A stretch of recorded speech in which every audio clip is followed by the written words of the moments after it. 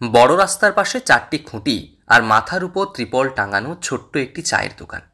সেই দোকানের মালিক বছর ৬০-৬৫ এক অশীতিপর বৃদ্ধ মহিলা। প্রতিদিন ভোর থেকে রাত পর্যন্ত এই দোকানেই থাকেন তিনি। উনুনের পাশে বসে কয়েক কাপ চা বানিয়ে যেটুকু লাভ হয় তা দিয়ে চালান তার নিজের দিন। জন্ম দিয়েছেন ৪ সন্তানের, তবে তাদের কাছে যেন তিনি বোঝা।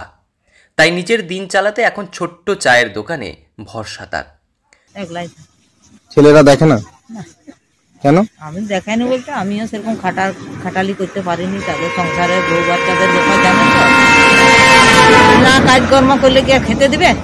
তাহলে আমি যতটুকু পারি এই চা ৫ কাপ বিক্রি করেও পেটটা চালাই সংসার। মানে গায়ে গতরে শক্তি নেই তার, খাটাখাটনি করতেও পারেন না এখন। তাই তার ৩ সুসন্তান এখন মায়ের মুখে ভাত তুলে দেয় না। তার জীবনের সামনের কয়েকটা দিন তার ভরসা তাঁবু আকৃতির এই চায়ের দোকান। তার জীবন যুদ্ধের লড়াই চোখে জল আনবে সকলের। আমি পাশের গ্রামের মানুষ তো, মোটামুটি আমি প্রায় এখানে আসি, সবসময় দেখি। মোটামুটি সকাল ৬টার থেকে ওই সন্ধ্যা ৬টা অবধি মোটামুটি এরকম করে দোকান চালাই। একটু যতটুকু আয় হয় তাতে সংসার চালায়। সামনে পিচ রাস্তা, রাস্তার পাশে চারদিক খোলা ৪টি খুঁটি দিয়ে তৈরি চায়ের দোকান। ভোর থেকে রাত পর্যন্ত সেই দোকান সামলান এক বৃদ্ধ মহিলা।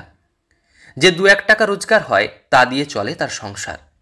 প্রতিদিন মনে সাহস নিয়ে জীবন যুদ্ধের লড়াইয়ে লড়ে চলেছেন পশ্চিম মেদিনীপুর জেলার ধবনী গ্রামের রেণুকা সিং।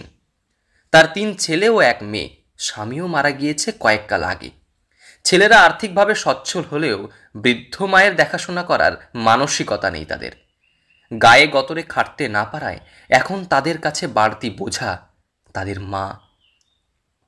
বাধ্য হয়ে চায়ের দোকানে নিজের সংসার পালছেন এই বৃদ্ধা। সকাল থেকে রাত তাঁবুর তলার এই ছোট্ট চায়ের দোকানে সামান্য আয় রোজগার হয় তার।